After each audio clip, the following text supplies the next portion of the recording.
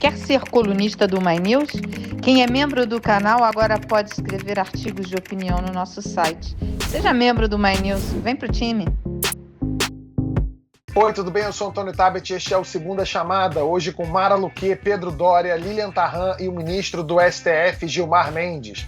Vamos falar da CPI da Covid, da situação de Lula, do orçamento que não sai nunca, das alternativas de esquerda e direita contra a polarização e assista até o final, principalmente se você é mulher. A gente vai falar de um produto que vai revolucionar a sua vida. O conteúdo exclusivo para membros, a gente vai falar sobre o cabo de guerra entre a Polícia Federal e o Ministério do Meio Ambiente. Se você ainda não é membro, aproveita para se inscrever agora que dá tempo.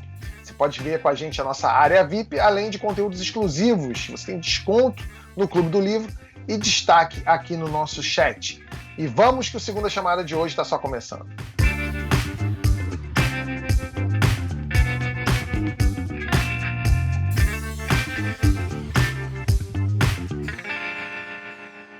Pessoal, antes de começar, queria contar uma novidade para vocês. Agora, quem é membro do canal também pode escrever para o nosso site no espaço Você Colunista. Quer ter seu texto no nosso site? É só clicar aqui embaixo no botão azul e virar membro. Bom, depois de idas e vindas entre o Senado e o STF, finalmente foi instalada a CPI da Covid-19. Já estão definidos os membros, a responsabilidade de cada um, mas a primeira reunião ainda não aconteceu. Esta semana tem feriado na quarta, aí vai ser difícil reunir todo mundo na quinta, então é possível que fique só para a semana que vem. Vamos acompanhar. A comissão deve investigar as ações e omissões do presidente Jair Bolsonaro, que trabalhou incansavelmente desde o começo da pandemia a favor do vírus. A CPI só saiu por ordem do ministro Luiz Roberto Barroso, numa decisão que depois foi referendada no plenário do Supremo. Por isso, alguns senadores acham que o STF cruzou a linha da separação entre os poderes. Ministro Gilmar Mendes, seja muito bem-vindo. Por que o STF pode determinar o que membros de outro poder têm de fazer? Boa tarde a todos.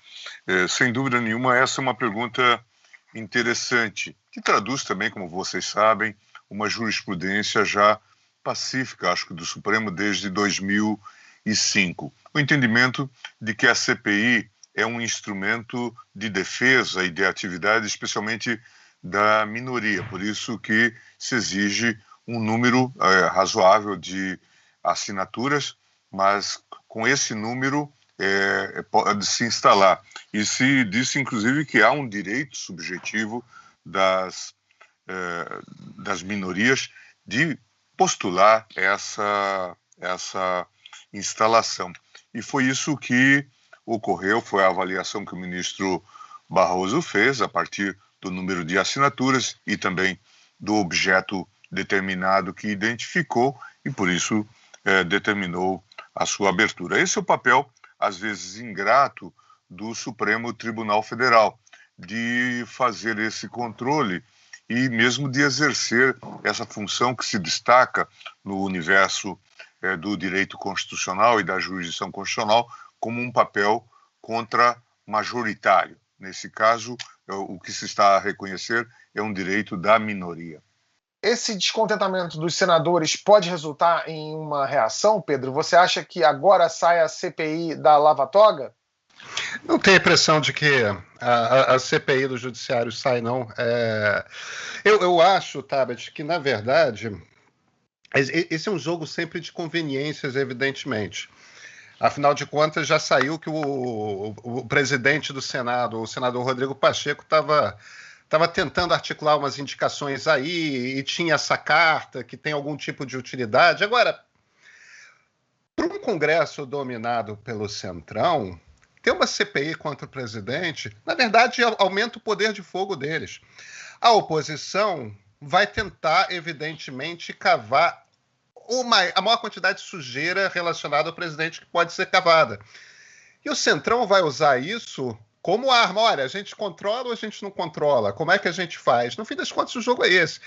E essa CPI provavelmente vai ser o acontecimento político mais importante desse ano de 2021, por um motivo muito simples.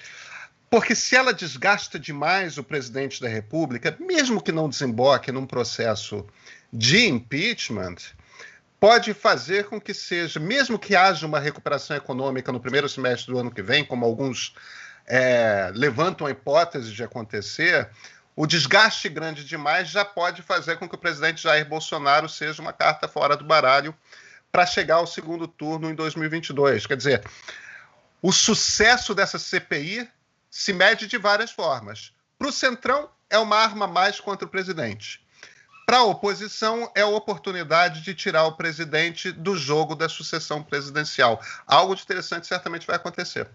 Posso só fazer uma lembrança aqui, rapidamente, que a gente se concentra, e lógico, dá toda a atenção ao que a gente está vivendo agora, mas é importante a gente voltar um pouquinho na história e fazer uma recuperação aí dos fatos. Em 2005, a gente viveu um processo parecido quando o STF também mandou instalar, naquela ocasião, foi a CPI dos bingos. Depois você tem em 2007, portanto, há 14 anos, na CPI do apagão aéreo também houve um processo em que o Supremo Tribunal Federal teve de decidir ali, assim, inclusive naquela época o Celso de Mello, então ministro, ele fez menção, como o ministro Gilmar está colocando aqui, do reconhecimento do direito de oposição, né? E isso acabou se consolidando. Depois, em 2014, a gente tem mais uma vez aí a CPI da Petrobras também, e é muito curioso porque na época quem, obviamente, fez o movimento ali contra e se queixou foi a então presidente Dilma, que numa solenidade pública chegou a falar em motivação meramente eleitoral. Foi durante a posse lá do Berzoini, que estava assumindo na época como ministro das Relações Institucionais. Então, os movimentos, eles se repetem, né? E, mais uma vez, a gente tem o Supremo aí decidindo em favor das minorias, mas é só para poder lembrar esses fatos históricos. Pois é, a situação do governo na CPI não é nada confortável, né? Apoiadores do Bolsonaro são minoria no colegiado. O relator é o Renan Calheiros, do MDB de Alagoas, crítico também do governo. Lilian, você acha que o Bolsonaro está tranquilo? E se está, ele deveria estar tranquilo? Não, ele não pode estar tranquilo. Nenhum presidente com uma CPI no seu encalço pode estar tranquilo. Se a gente for fazer o cálculo matemático, então a situação fica ainda mais delicada, porque a gente está falando de 5 de oposição, a gente está falando de 5 neutros, 2 de oposição, juntando os neutros mais oposição, a gente está com 7 de 11. Ele tem ali garantido 4. É muito pouco, não na verdade é uma minoria. Mas a gente sabe, pelo histórico de alguns desses parlamentares, que muitos vão usar, porque a grande questão, o ativo numa CPI é poder, né? Poder e outras negociações aí por debaixo do pano que a gente viu no passado, inclusive senadores que participaram, que tiveram influência em CPIs, acabaram presos, como foi o caso do Gin Argelo. No caso dele, ele negociou em dinheiro mesmo. A não convocação ali, né? Eu não sei se vocês se lembram da história, mas na época tinha a ver ali com preservar algumas pessoas que seriam convocadas, né? Se eu não estou enganada, era o UTC, mas tinha mais outra empresa também que acabou pagando a ele. Então, não é uma situação confortável, mas ontem, eu não sei se vocês tiveram a oportunidade de assistir uma entrevista do Omar Aziz e do que vai ser, né, ao que tudo indica, eleito presidente da comissão, e do Renan Calheiros, que vai ser, então, indicado à relatoria. Eles deram uma entrevista na Globo News e foi até bastante interessante porque a Natuza estava conduzindo ali os trabalhos e ela levou um choque, assim, a gente viu, porque ela ficou com aquele olhar arregalado de quem, nossa, mas então é isso, a CPI vai se valer de chamar especialistas e vai produzir um relatório para dizer quais são os protocolos. Espera aí, a gente já passou dessa fase, agora a gente está numa fase de cobrar responsabilidades.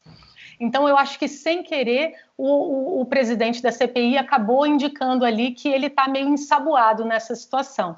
Assim, não dá para a gente saber como é que vai ser, porque eles próprios dizem, a gente não tem condição de responsabilizar ainda, mas é claro que eles têm um trunfo muito poderoso ali de investigação. Eles passam a ter poder de polícia, né?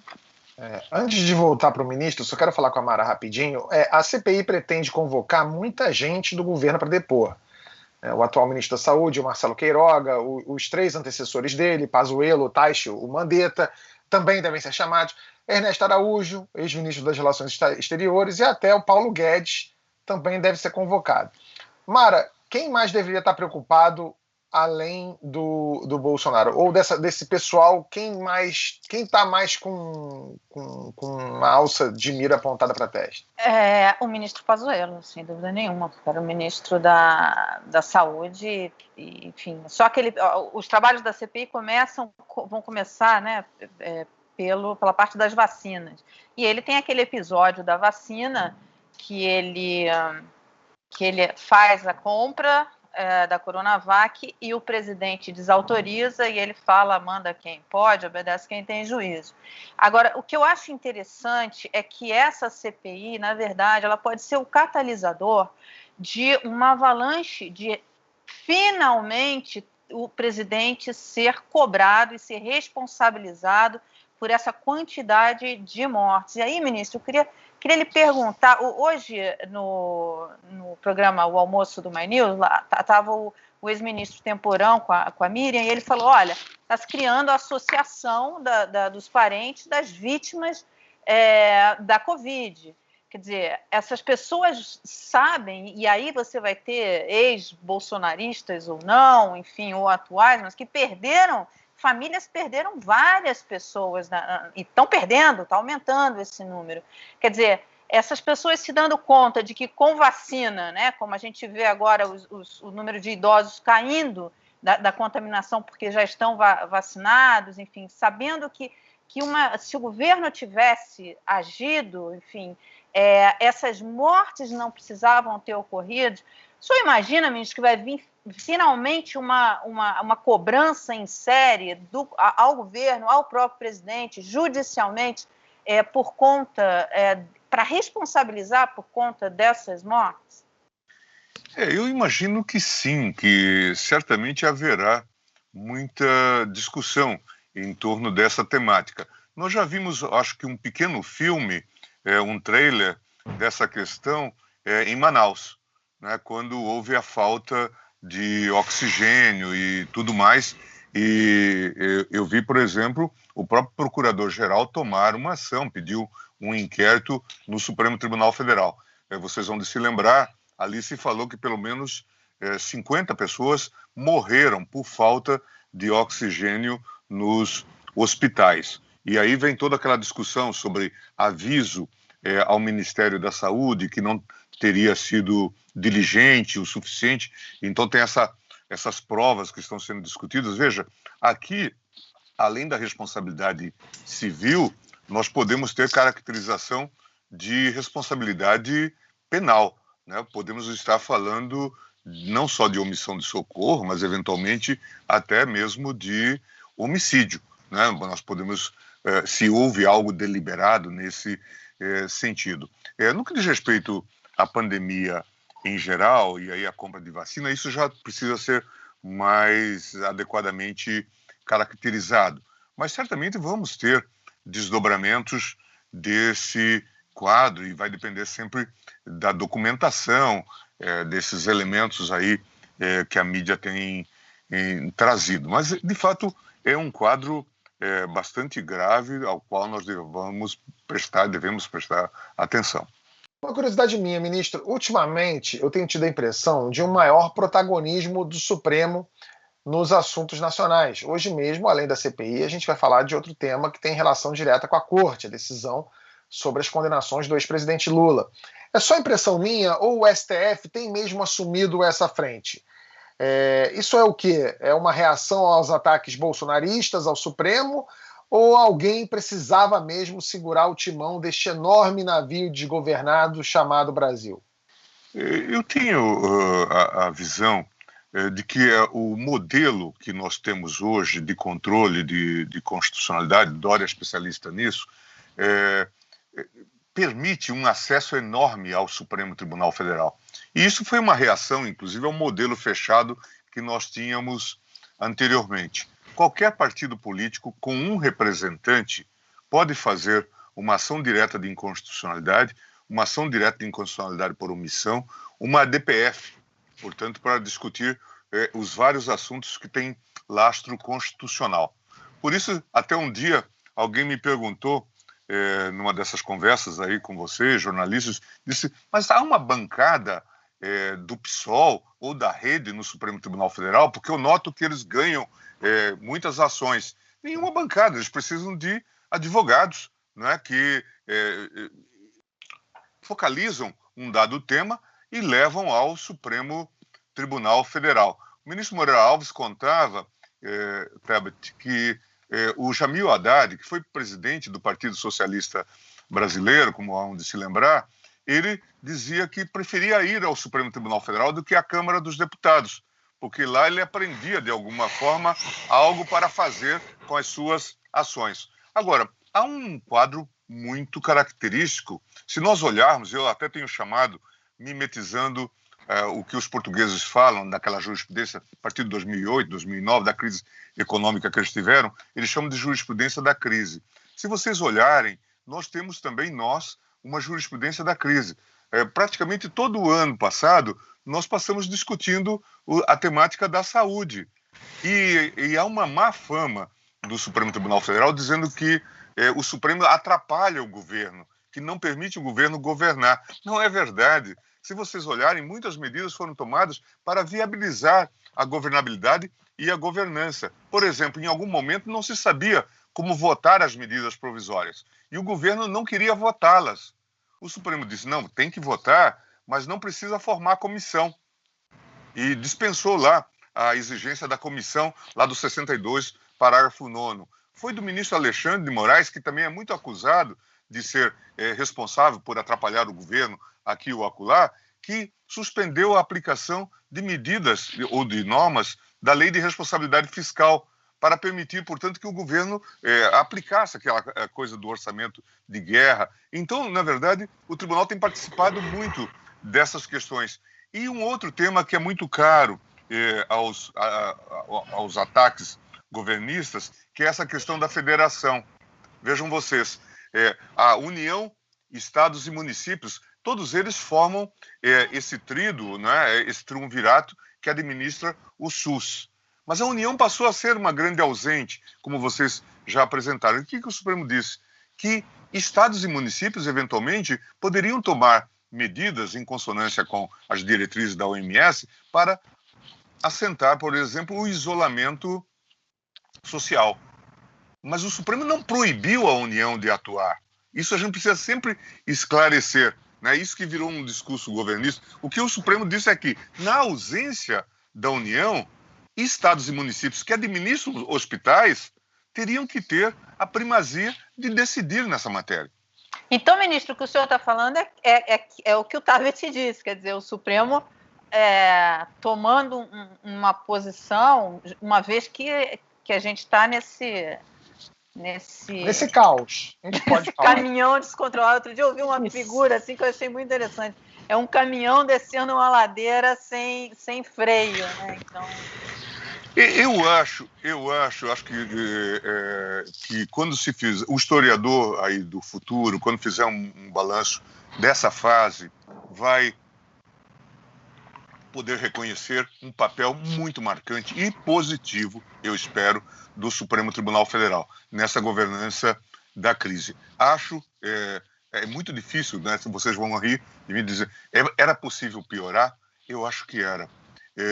Eu acho que era possível piorar. Eu acho que o Supremo deu um grande contributo e fez um adornamento, vamos chamar assim, para evitar, talvez, colapsos em vários serviços. Fez uma arbitragem. Se nós olharmos, por exemplo, um trabalho notável do ministro Lewandowski nessa questão das vacinas, desde o ano passado, em que ele foi feito relator, não é? E ele vem arbitrando aí essas questões e traz logo para o plenário para discutir. Eu tenho a impressão de que esse é um trabalho que ainda vai merecer, talvez, até uma visita, uma revisita dos escolas de vários países que gostam de ver qual ou era tal. Vão ver que, de fato, o tribunal trabalhou e de maneira muito responsável nessa temática. Pedro, você quer falar, né? Pois é, o que eu estava... Eu acho que a gente tem um processo aí, que é um processo de transformação mesmo da relação dos poderes, que tem uns 15 anos de idade. No fim das contas, existem 3 poderes, os poderes são equivalentes, um tem poder de fiscalizar o outro, o jogo é feito dessa forma mesmo, porque o Montesquieu, quando o Montesquieu falava de corrupção, estou falando de Montesquieu porque ele foi o inventor dessa ideia da separação entre os poderes, né? Quando ele falava de corrupção, a primeira coisa que vinha à cabeça dele era alguém ter poder demais. Então, a lógica dos 3 poderes é um poder ficar neutralizando os abusos do outro. O que a gente tem de uns 15 anos para cá é numa certa crise de relacionamento entre executivo e legislativo, porque a Constituição de 1988 não resolveu direito a maneira como é que executivo e legislativo se encontram.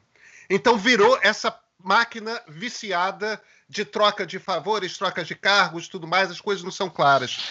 Nesse troço, de certa forma, o legislativo congelou. Vários debates da questão nacional não são tidos no legislativo. Um dos primeiros que foi resolvido pelo Supremo foi a questão do casamento homoafetivo.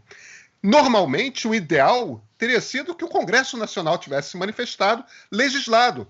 Só que a sociedade não para. As pessoas querem casar, as pessoas querem uma coisa. Se o Congresso não se manifesta, essas coisas vão começando a bater no Supremo, vão batendo no Supremo. O que eu acho que aconteceu do ano passado para cá foi um amontoado, foi o cúmulo do cúmulo do cúmulo desse processo que já estava acontecendo.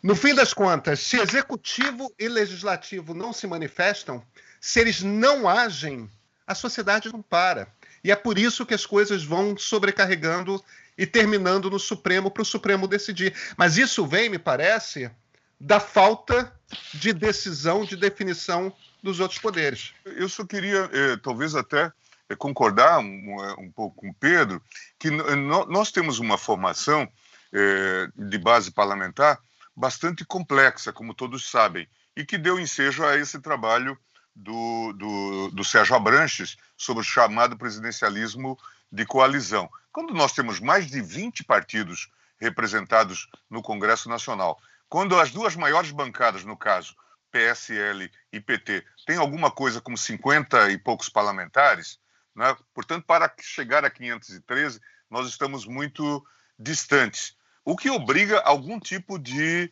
negociação, não é? E negociação de, vamos chamar assim, de cristãos novos, ou com cristãos novos, né? São pessoas que vêm para a chamada base governamental, qualquer que ela seja, mas com aquele olhar de desconfiança.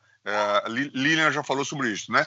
Onde que eu vou estar? Né? Então, não se forma isto, não há maiorias convictas. Né? Mesmo quando votam emenda constitucional, depois, se impugna uma emenda no Supremo, o Congresso normalmente não bota a cara, entende que isso é uma questão do Executivo. Então, há muitos questionamentos em torno disso. Com essa maioria muito flácida que se organiza. Por outro lado, a oposição tem esse instrumento de levar as questões ao Supremo. Não só a oposição, a sociedade como um todo, né? Porque confederações sindicais, entidades de classe também podem levar essas questões ao Supremo Tribunal Federal. Nós fazemos, como os americanos fazem, tentamos fazer em muitos momentos, um self-restraint. Mas o modelo é muito propício para essa arbitragem do Supremo Tribunal Federal. Por outro lado, há um discurso, por exemplo, no tema tocado pelo Pedro, da união homoafetiva. Há um discurso de que essa matéria não deveria ser tratada pelo Judiciário, deveria ser tratado pelo Legislativo. Mas quem fala isso, normalmente sabe que o Legislativo, ou que no Legislativo, tem pelo menos um grupamento, uma maioria, ou pelo menos um grupo significativo, para bloquear a decisão.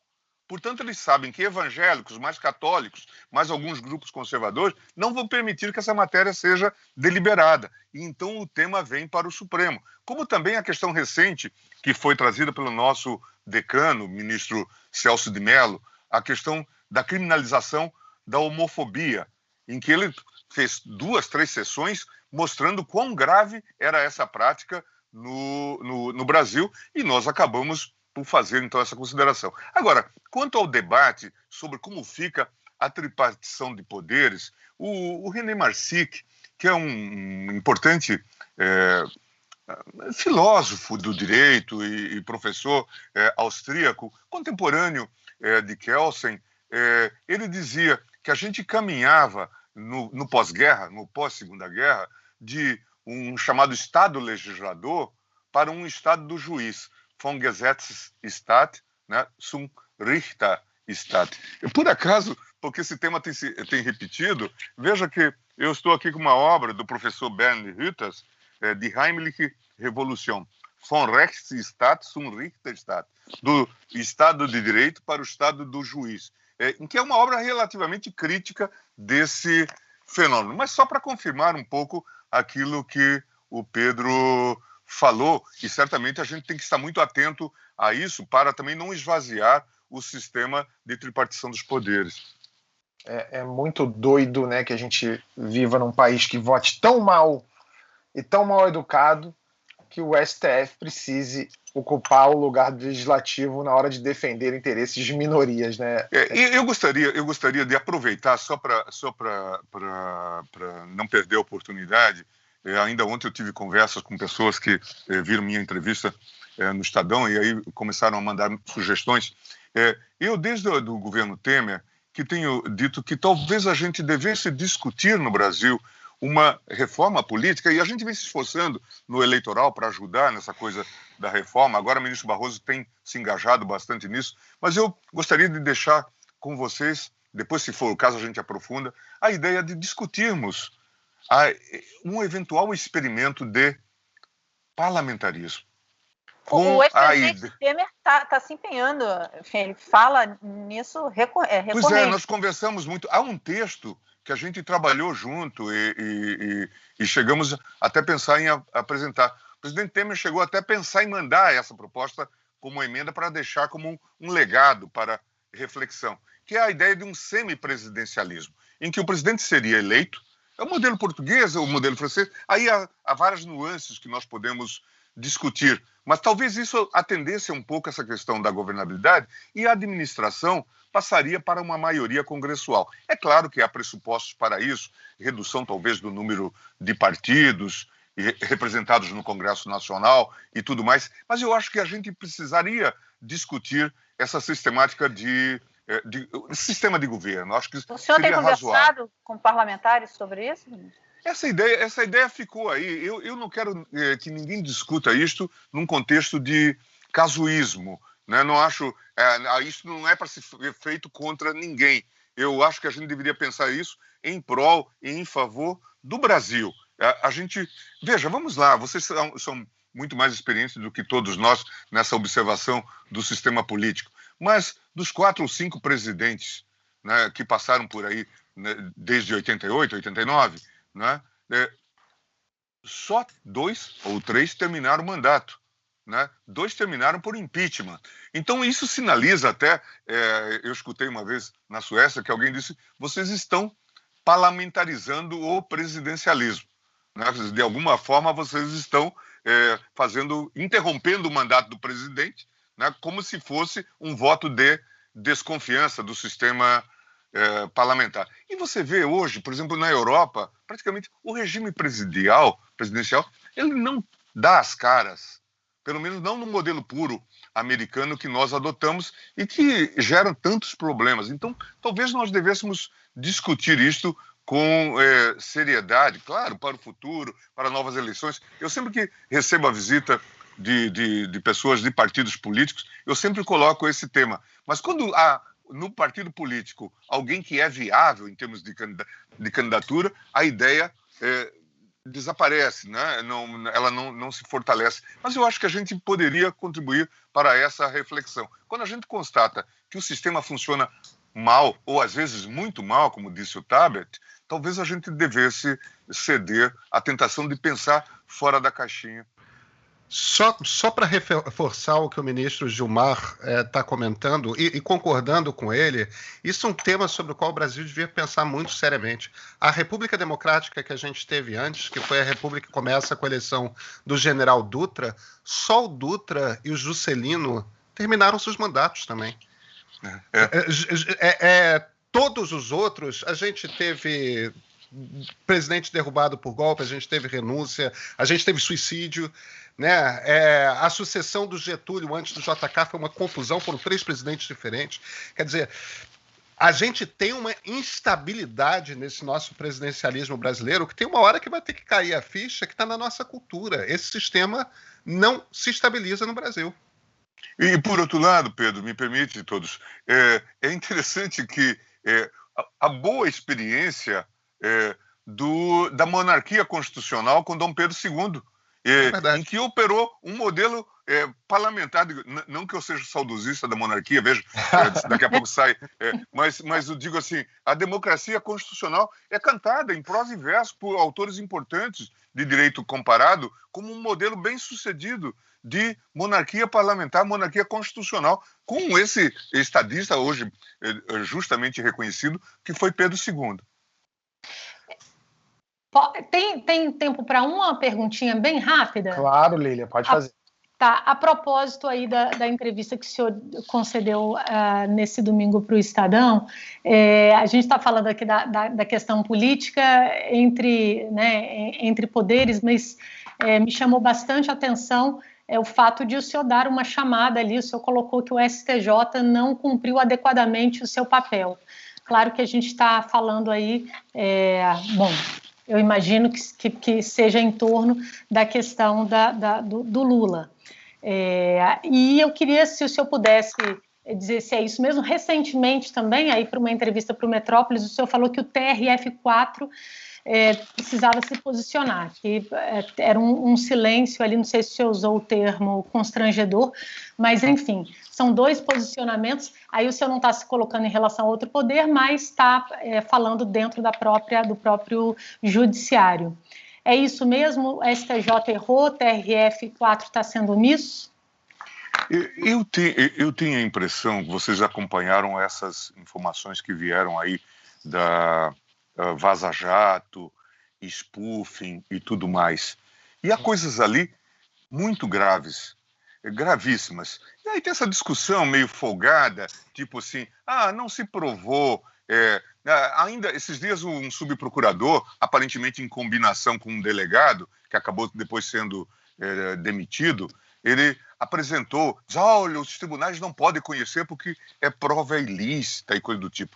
Mas ninguém ainda veio negar ou dizer, aqui há uma vírgula que não foi feita. Se a gente vai fazendo as verificações, as checagens, a gente vê que os fatos ocorreram. E até agora, ninguém, Receita Federal, Polícia Federal, os tribunais todos, ninguém disse como que isto ocorreu, como que nós deixamos que isso ocorresse, como que uma juíza ou um juiz eram designados a partir de impulsos feitos pelo Dallagnol lá em Curitiba.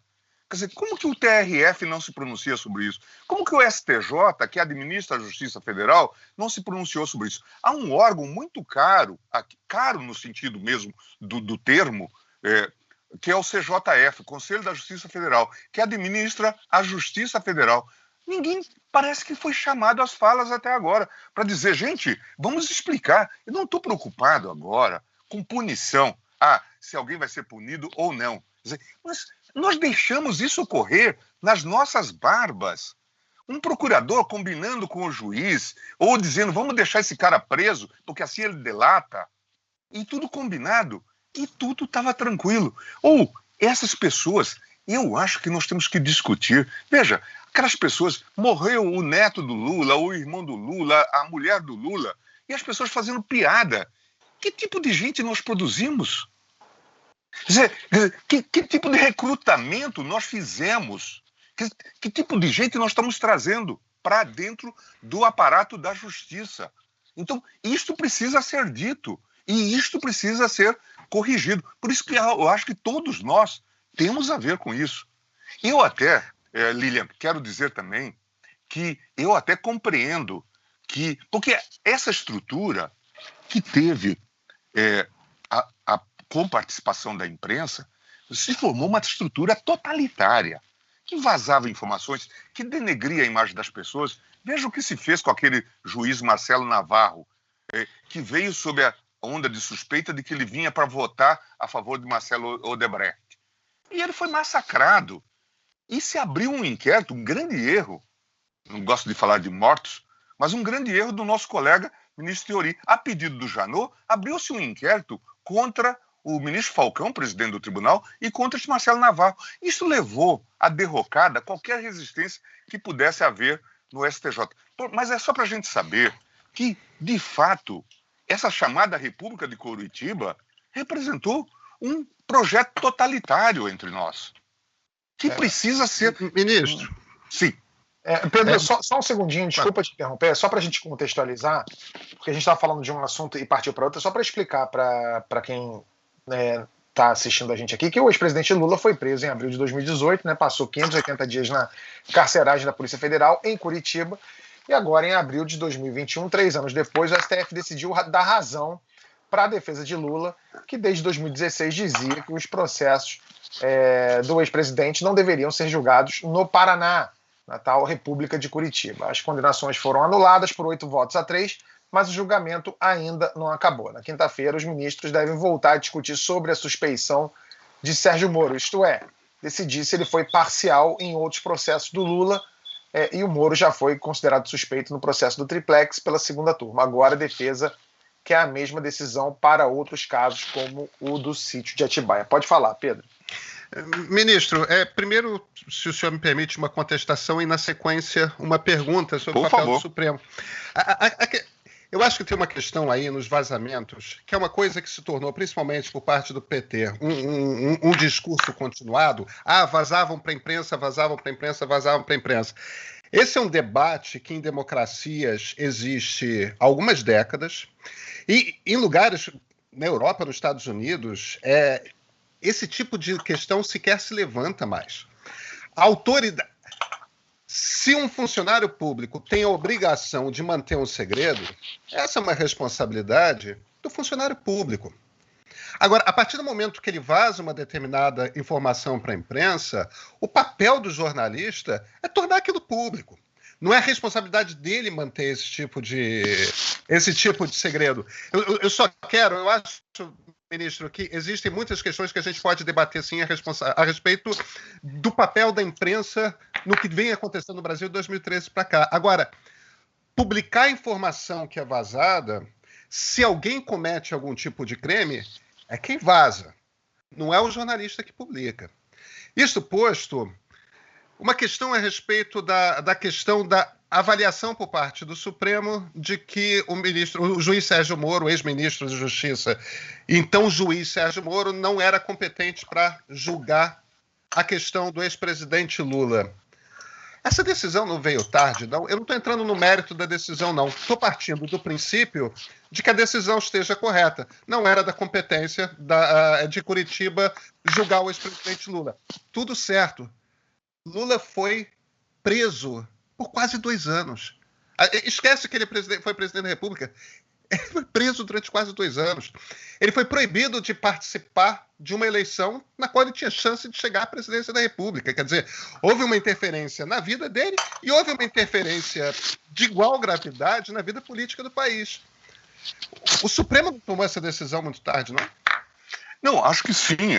Acho que sim. Inclusive, se você olhar, o precedente que diz, ou o precedente inicial que diz que Curitiba não era competente a não ser para coisas envolvendo exclusivamente crimes da Petrobras, e não só isso, crimes praticados a partir daquela diretoria do Paulo Roberto Costa, que envolvia, inclusive, a participação na lavagem ao Youssef, que alguns dizem, agora alguns de vocês, dizem que o Youssef é um tipo de delator de estimação do Moro, que ele já operava na Lava Jato, no Banestado, e agora vira também um ator importante, chave, na Lava Jato.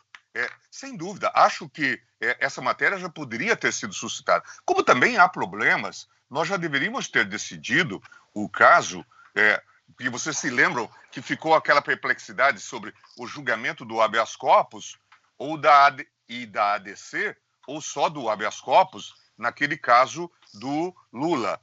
E a própria ministra Rosa Weber disse: a minha posição será mantida se vier a ADC. E só foi pautado aquele processo do habeas corpus do Lula. E por isso, então, aquele 6-5, que se transformou depois num 6-5 a favor, mas só isso já em outro momento. E com isso, Lula ficou 2 anos e qualquer coisa no presídio lá no Paraná. 580 dias, quase 2 anos. Quase 2 anos. Mas, mais do que isto, devo dizer também que aqui houve um mudancismo nessa coisa de turma e plenário, porque na turma havia maioria para conceder o habeas corpus do Lula.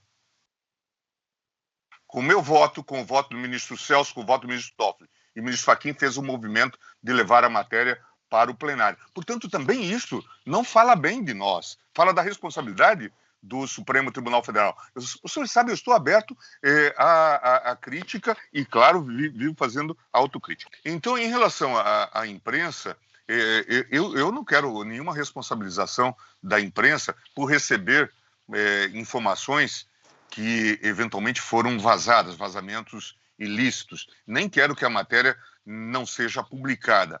Mas ali houve uma adesão. Eu acho que nós vamos ter que fazer essa autocrítica. A imprensa, na verdade, virou parte naquele processo. E eu sei, por exemplo, porque eu vivi essa realidade. Mas eu vou lhes dar dados. A doutora Raquel me disse que, quando chegou à Procuradoria, havia 12 jornalistas empregados na Procuradoria para vazar informações. Isso era a gestão do Janot. Portanto, isso é uma forma de corrupção da própria imprensa. Isso não é bom, não é razoável. Não parece que seja bom. Eu sofri, como vocês sabem, ataques terríveis, mas eu estou para isso, como vocês sabem. Sou treinado para isso, enfrento com galhardia e com desassombro, mas atacavam minha mulher também. Quer dizer, esse o processo. Era um processo totalitário. Vazavam informações e isso ia para o Jornal Nacional. Ou jornalista que vira ghostwriter de procurador, como vocês viram nessas informações. Isso é correto? Não, não é. Devemos dar uma nota de apoio ou não ao Moro. Vamos consultar o fulano para ver se ele informa. Isso não é correto. Então eu acho que todos nós temos que fazer uma revisão desses momentos. Todos nós certamente erramos, porque, como se sabe, um avião só cai, né, quando há um cúmulo de erros. E aqui o avião caiu. Ministro, quando a segunda turma julgou esse pedido de suspeição em março, seu voto foi bem crítico à Lava Jato. O senhor falou até em conluio entre Moro e os procuradores da Lava Jato, que não pode combater crime cometendo outro crime. E também rebateu ponto a ponto o voto do seu colega, o Cássio Nunes Marques, que já está sendo chamado de Cássio com K, num trocadilho com a vilã da atual edição do BBB, do Big Brother Brasil, a Carol Conká. O senhor chegou a dizer que não existe perdão para juiz covarde. Como é que está o clima do cafezinho no STF? Essa é a minha pergunta.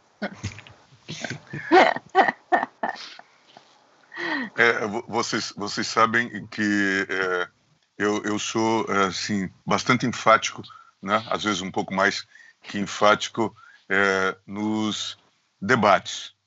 Mas depois o assunto para mim se encerra e a vida segue normalmente. Acho, então eu peço desculpas, às vezes eu reconheço que exagero e faço isso na defesa da coisa pública, da República.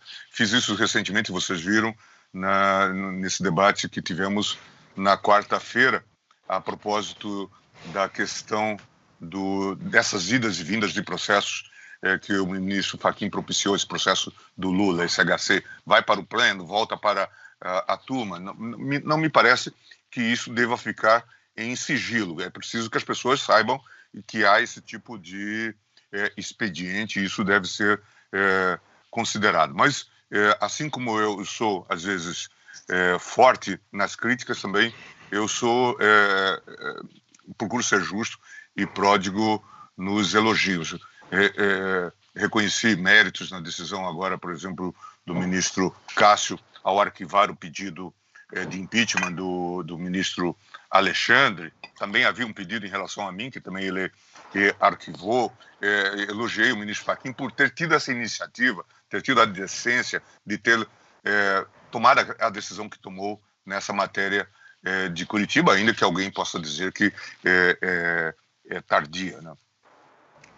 Ministro, só desculpa, tá? Só para aproveitar, ministro, porque esse é o tema em pauta no Brasil em 2021. O senhor está falando que às vezes o senhor exagera. O senhor chegou a se referir ao presidente Jair Bolsonaro, ou se não a ele, as políticas dele, como políticas genocidas. Isso era hiperbólico também? Não, na verdade, o que eu disse ali naquele momento, num contexto da pandemia, e a pandemia ainda era muito tímida naquele momento, e num seminário com a participação do ex-ministro Mandetta, eu disse que o ministro Mandetta apresentou lá o quadro, não me lembro mais, em que mostrava que estavam se acumulando mortes, né, doentes mortos e cadáveres. Vocês se lembram que o ministro Mandetta chegou a dizer naquela reunião, talvez a última que ele teve, a reunião administrativa, que o presidente, se pautasse pelas recomendações de isolamento e tudo mais, que ele poderia ter que emprestar caminhões do Exército para carregar cadáveres. Foi nesse contexto que eu disse assim, é preciso que as próprias Forças Armadas, o Exército e tudo mais, tomem cuidado para não se associar a algo que equivalha a um genocídio. Mas veja que desde então as coisas pioraram muito.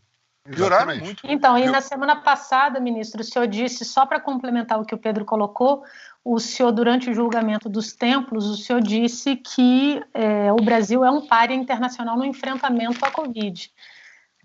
Diante do que os editoriais dos jornais estrangeiros estão falando da gente, é até quase que um elogio. Mas só reforçando que o senhor vem mantendo essa postura bastante crítica, né? Eu tenho sido bastante crítico em relação a isto. Eu tenho falado... Na verdade, vocês veem, né? Vocês cometem muitas hipérboles, mesmo em relação a mim, né? Dizem que eu tenho muito poder e tal. Mas eu tento ter esse papel, vamos dizer assim, eu diria, quase que de um animador cultural, né? Quer dizer, usar a minha pequena influência para fazer, vamos chamar, a política do bem, né? Vamos dizer, tentar chamar a atenção e dizer, né, com a autoridade que imagino que eu tenho de tantos anos na vida pública, tantos anos de janela, dizer, olha, não vá por aí. Mas aquilo que eu digo aqui para vocês publicamente, eu já disse para o presidente faz um ano, em março do ano passado, eu fui ao presidente e sugeri a ele que criasse um comitê, como houve aquele comitê do apagão, que vocês vão se lembrar lá atrás com Pedro Parente, eu sugeria que houvesse um comitê semelhante. E disse a ele, é mais difícil a sua tarefa agora do que aquela, porque aquela era só tratar de eletricidade. A União podia legislar. Aqui é o tema da saúde, precisa de ter estados e municípios e tudo mais. Mas sempre que eu posso, eu estou dizendo isso às autoridades de maneira muito clara. Portanto, acho que tenho tentado dar essa contribuição e essa reflexão, e acho que corresponde também à minha responsabilidade, inclusive responsabilidade institucional. Bom, a decisão do STF colocou o Lula de volta na corrida eleitoral, embora ele ainda não tenha admitido publicamente que será candidato. A campanha e a busca por apoio foram intensificadas nos últimos dias. Enquanto isso, alguns nomes cotados para a disputa já deram sinais que podem adiar o sonho da presidência pela cadeira de governador. É o caso, por exemplo, de João Dória e Guilherme Boulos. Ô, Pedro, quando se fala o nome do Lula, a perna do pessoal treme? É melhor não entrar nessa briga? Eu acho, Tabet, que o jogo agora é outro. Eu acho que não mais. Num primeiro momento, talvez sim, mas a maneira como esses candidatos veem esse desenho, no fim das contas, do que a gente está falando? A gente está falando de uma vaga no segundo turno da eleição de 2022. Esse é o assunto. Se a gente fosse 2 meses atrás, no cenário que se tinha, a entrada do Lula quer dizer que o jogo acabou. Porque, dadas as bases eleitorais do atual presidente Jair Bolsonaro e do ex-presidente Lula, pareceria impossível qualquer terceiro candidato chegar lá. Só que agora o desenho começa a se mostrar com a possibilidade de ser outro. Lula estará no segundo turno, mas não é certo que o presidente Jair Bolsonaro estará no segundo turno. A gente, evidentemente, depende dessa CPI.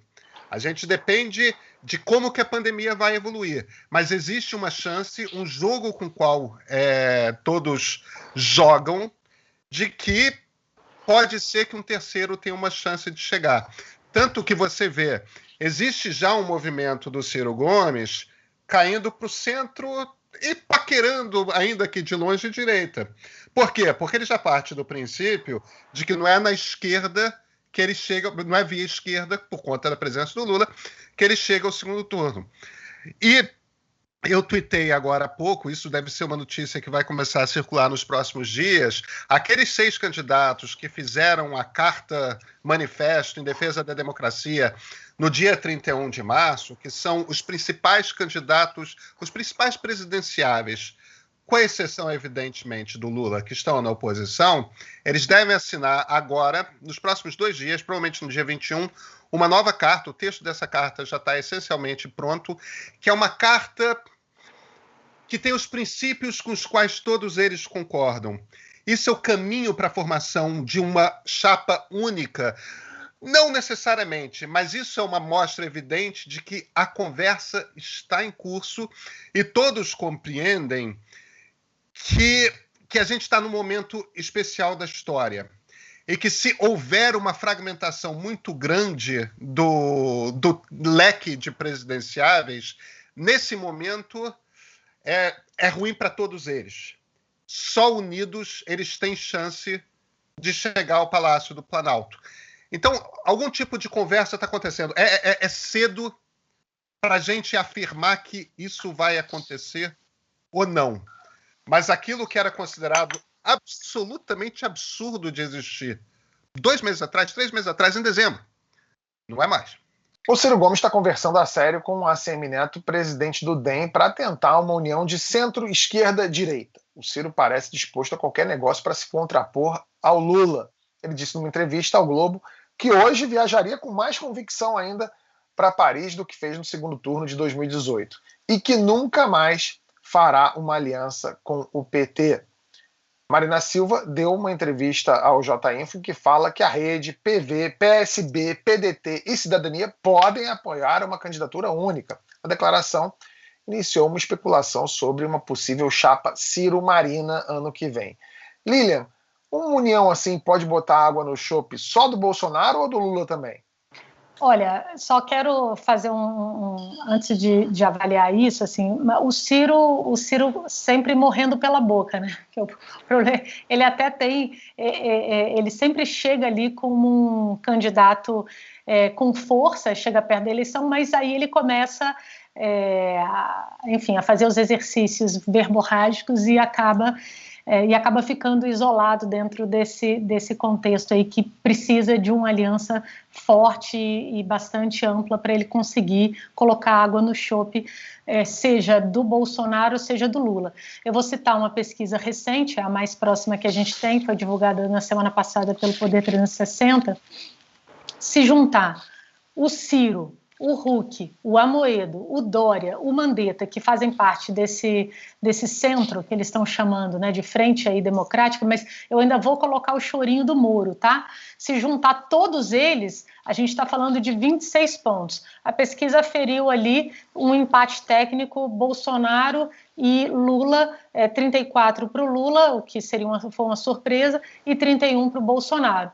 Então, assim, é uma turma que vai precisar de medir as palavras, porque de largada eles têm uma situação muito muito inferior, né, em termos de expectativa de votação. Eu achei só curioso e lamento muito, você só vê o homem de cabo a rabo na pesquisa, na aferição da pesquisa, que me parece ter sido espontânea, só tem homem, e eu não entendi por que a Marina Silva não foi colocada ali para ter o nome testado. Então, uma coisa importante também de a gente lembrar é que em dezembro, ou seja, antes do contexto, incluindo o Lula, o Ciro tinha ali 10 pontos, o Huck tinha 9 pontos. A gente sabe que essas pesquisas, muito antes da eleição em si, elas não são confiáveis, mas de todo jeito elas dão ali uma temperatura, dão um norte. Então, 10 pontos. Quando é agora, quando o elemento Lula surge no cenário eleitoral, daí você tem uma baixa de 10 para 6, ou seja, a gente está falando de uma perda de 40%. A Ciro não vai ter vida fácil. Se juntar com Mandetta, também não tem. Mandetta está com 2% só das intenções. Então, eles vão precisar de fazer realmente uma aliança muito ampla. E eu fico na dúvida se o caminho para ele não seria recuar aí dessa viagem a Paris.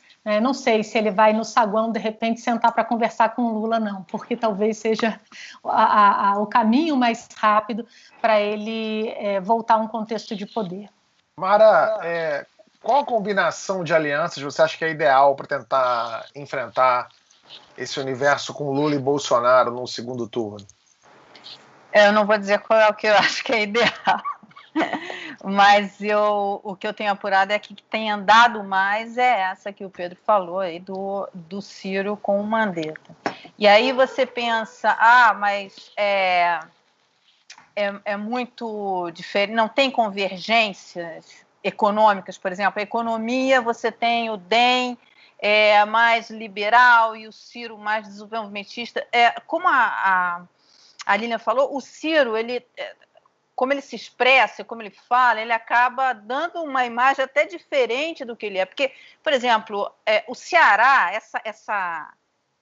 esse projeto de Estado que tem o Ceará, do qual o Ciro faz parte, e agora você já tem o presidente do PSDB colocando até o Tasso Gereissati como um possível candidato, eu não sei como é que ficaria a situação do Ciro, porque o Ciro é um aliado do Tasso, quer dizer, você tem ali... o Ceará, ele conta uma história para gente de reformas. O Ceará fez reforma. Mauro Benevides Filho, que é o ministro do Ciro, foi secretário do Ceará, agora é de novo, mas fez reforma da Previdência, fez reforma administrativa. O Mandetta teve aqui no programa e ele falou o quê? A questão fiscal para ele não abre mão. O Ciro é um fiscalista. O problema é que no discurso, no que fala, o Ciro, você pega toda a gestão do Mauro, do Ciro, tem um compromisso fiscal grande. O Ceará é muito interessante, né? Porque você tem ali o PT, que é o Camilo Santana, você tem o Tasso, que é PSDB, você tem o Ciro, que é PDT, e que eles estão juntos num projeto de Estado que eles tocam há muitos anos e com sucesso. E aí você vê parcerias público-privada. Lá no Porto, por exemplo, tem um trabalho fantástico que eles fizeram, inclusive com o Porto de Roterdã, a venda da participação. Eles não têm esses dogmas da esquerda que parece que tem. Então, assim, eu acho que existe um caminho, e a questão fiscal é a questão econômica mais importante que o país está lidando com isso agora, e o próximo presidente vai ter que lidar. Eles são afinados nisso, eles são afinados. O Ciro ele é um fiscalista, ele tem uma história de fiscalista, só que aí é como a Lina falou, ele vem com aquele discurso, e aqui no canal tem uma conversa que eu mediei dele com o André Lara Rezende, né? O André Lara Rezende, um liberal, e que eles têm pontos convergentes muito fortes, entende? Então, assim, Mas é o Ciro, né? Quer dizer, como é que ele vai se colocar? Agora, que existe essa convergência e caminhando, o que eu tenho apurado é que essa conversa é a que mais tem andado. Até porque você tem a Prefeitura de Salvador, você tem lá o DEM e o PDT juntos, enfim, e pode se replicar em outras, inclusive no Estado. Mara, se você me permite só fazer 2 observações, eu acho que é isso mesmo. A chapa que está com mais cara de chapa hoje, final de abril de 2021, é Ciro Mandetta. Agora, tem 2 questões aí. A história do Tasso, embora tudo que eu ouça de dentro do Senado, não através do senador, mas de gente próximo dele, é que ele não quer. Aquilo ali é o PSDB procurando alguém para não ser o Dória, entendeu? O candidato do Tasso provavelmente é o Ciro. Provavelmente é o Ciro. Ali na urna eletrônica, possivelmente. Agora, independentemente, eles são muito próximos, eu não sei se eles concordam economicamente no discurso, mas independentemente disso, eu acho que tem um outro ponto sobre o qual a gente tem falado, que é o seguinte: enquanto tudo quanto é coluna de televisão está dizendo que Luciano Huck está prestes, na iminência de assinar o contrato com a Globo e tudo mais, a ação pública que a gente está vendo de Luciano Huck é se apresentar cada vez mais como candidato. Ele já participou agora no último sábado com a Eliane Cantanhede e com o Hussein Khalid do debate dos candidatos a presidente, dos pré-candidatos. Ninguém falou que aquele debate era dos presidenciáveis, mas aquele era o debate dos presidenciáveis. A primeira vez ele estava lá com o Luciano Huck, como ele já tinha assinado a carta. Quer dizer, ele é um candidato que a gente ainda não testou, ao qual as pessoas não foram, de fato, apresentadas como candidato à presidência da República. E o Luciano tem uma característica que nenhum dos outros políticos, com exceção do Lula, tem. Ele fala com o povo com uma facilidade, ele explica as coisas para o povo com uma facilidade imensa. Muita gente trata com certo descrédito, até por conta da hesitação contínua, que já vem no segundo processo eleitoral dessa hesitação contínua por parte do Luciano Huck. Mas se ele decide num determinado momento, ali no segundo semestre, mais para o fim do segundo semestre, provavelmente, ser candidato à presidência, não me parece que seria necessariamente um candidato fraco, não. Ele pode mexer com esse jogo. Ô Pedro, tem uma outra coisa também que chama bastante atenção, é que da mesma forma que o anti-bolsonarismo cresceu, né, dentro, inclusive, de ex-eleitores do Bolsonaro, o antilulismo dentro da esquerda, ele cresceu também. E a gente pode repetir aqui o que aconteceu no Equador. O Equador elegeu o presidente de direita, né, com o apoio da esquerda, de boa parte dos setores da esquerda. Você tem gente muito, muito magoada, chateada e que não... tem Eduardo Jorge, a própria Marina, enfim, você vai ter vários setores da esquerda reforçando o antilulismo. Ministro, eu sei que o senhor me parece ser um homem bastante discreto, é elegante com as palavras, e sabe... Lá claro, vem, né, ministro? Lá vem, ministro. Prepara, lá vem. E sabe que o voto é secreto e tal, mas vamos supor que num segundo turno entre Lula e Bolsonaro, como é que votaria o atual STF? Tirando o Cássio, que a gente sabe que ia votar no Lula, quem é que ganharia um segundo turno desse? Porque o que é curioso, a minha provocação é porque é o seguinte: na época da presidente Dilma, a gente ouvia muitos militantes da esquerda falando: esse STF aí é comprado pelo mercado, é o STF da Globo, é o STF do Bolsonaro, é um bando de... enfim. Agora, a militância bolsonarista fala o oposto. Esse STF aí é comprado, quer dizer, a parte do comprado da Globo continua, né? É comprado da Globo, mas são os comunistas, tem que ir para Cuba e etc. Num segundo turno imaginário desse, quem é que ganharia uma eleição dentro do STF? É difícil. Vamos dar um voo para Paris. Ficar em Portugal, né? eu já vi realmente várias dessas observações, inclusive que o tribunal seria lulista. Eu vi até um artigo no Estado de São Paulo em que alguém disse que o tribunal, ao tomar essa decisão, estava escolhendo candidato, né? Portanto, elegendo presidente. Portanto, há de tudo, né? no campo das opiniões. Eu acho que temos que aguardar, e como vocês mesmos estão desenhando, há um quadro ainda in fiere, né, que está em desenvolvimento, e a saber mesmo como haverá o segundo turno. Eu vou usar também mais uma saída, sei lá, pela direita ou pela esquerda, dizendo que eu gostaria que eles discutissem o parlamentarismo. Eu recebo sempre visitas de vários, como disse, vários representantes de vários partidos políticos, e eu sempre coloco esta fórmula e sempre coloco à disposição esse projeto, esse pré-projeto de emenda. Eu acho que o Brasil vai ter que discutir isso, e eu espero que a eleição presidencial perca em densidade e mesmo em emoção para o bem do Brasil, acho, no futuro, na medida em que a gente saiba que é fundamental eleger uma grande bancada que vai formar o governo. Desculpe, mas eu não vou responder à provocação.